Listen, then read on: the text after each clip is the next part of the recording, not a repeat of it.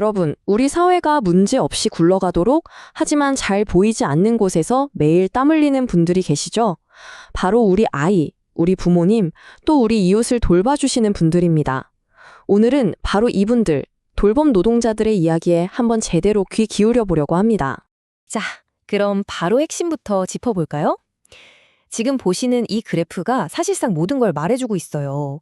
돌봄 현장 10곳 중에 8곳, 그러니까 무려 80.2%에는요, 노조 같은 교섭 단위가 아예 없다는 거예요. 이게 무슨 뜻이겠어요? 자기 근무 환경을 개선해달라고 목소리를 낼 공식적인 창구 자체가 없다는 거죠. 앞서 본 그 80%, 이게 그냥 숫자로만 보이니까 감이 잘 안 오실 수도 있는데, 이걸 사람 수로 환산하면 와, 67만 5천여 명입니다. 거의 68만 명에 달하는 분들이에요. 바로 이분들이 우리 가족을 돌보고 우리 사회에 가장 중요한 안전망을 바치고 있는 거죠. 그러니까 이게 결코 남의 얘기가 아닌 겁니다. 자, 그럼 첫 번째 섹션부터 본격적으로 들어가 보겠습니다. 바로 대한민국의 필수 돌봄 노동자에 대한 이야기인데요. 이분들은요, 사실 우리 사회의 수도나 전기 같은 없어서는 안 될 기반 시설과도 같아요. 그런데 이상하게도 그 중요성에 비해 잘 보이지는 않죠. 바로 이 지점에서 되게 아이러니한 근본적인 모순이 생깁니다. 우리 사회에서 가장 소중한 우리 아이들이나 연로하신 부모님들을 돌보는 그런 필수적인 일을 하시는데 정작 그분들 자신은 가장 기본적인 권리조차 제대로 보장받지 못하고 있다는 거죠. 한번 생각해 보세요. 돌보는 사람의 환경이 열악한데 과연 우리가 받는 돌봄의 질은 괜찮을까요? 결국 이건 우리 모두의 문제로 돌아오게 됩니다. 그렇다면 두 번째 섹션에서는 이 모순이 도대체 어디서부터 시작됐는지 그 원인을 좀 더 깊게 파고 들어가 보겠습니다. 왜 지금의 노동 시스템은 유독 이 돌봄 현장에서만큼은 제대로 작동하지 않는 걸까요? 뭐가 문제일까요? 자, 이 표를 보시면 그 이유가 아주 명확하게 보입니다. 왼쪽 한번 보실까요? 이게 우리가 보통 생각하는 교섭 방식이에요. 뭐 대기업처럼 큰 회사 하나랑 힘 있는 노조 하나가 딱 만나서 협상을 하잖아요. 근데 오른쪽 돌봄 분야의 현실을 좀 보세요.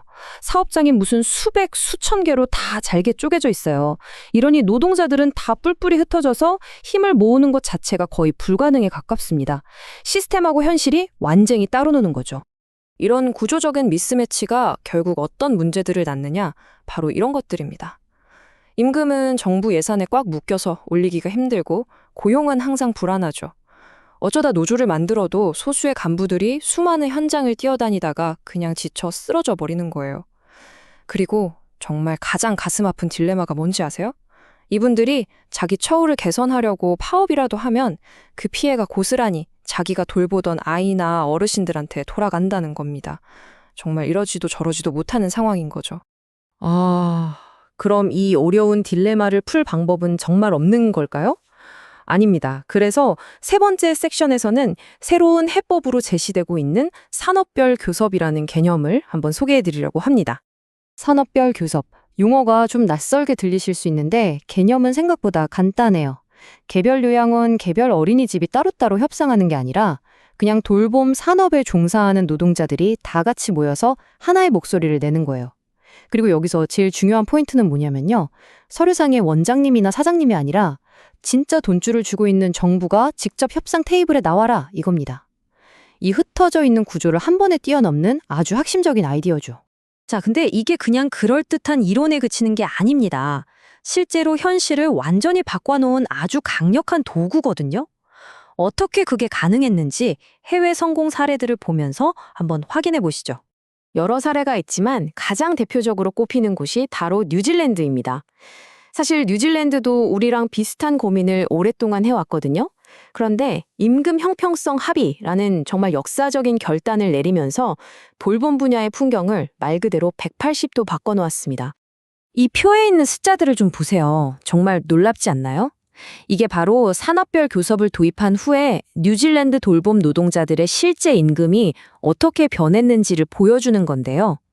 예를 들어서 가장 숙련도가 높은 레벨 4 노동자를 보면 시급이 5년 만에 21.5달러에서 27달러까지 올랐어요.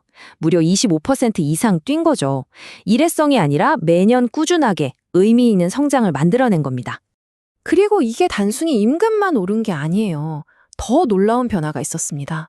합의하기 전에는 21%나 벌어졌던 남녀 간의 임금 격차가 합의 후에는 4% 수준까지. 와, 진짜 극적으로 줄어들었습니다.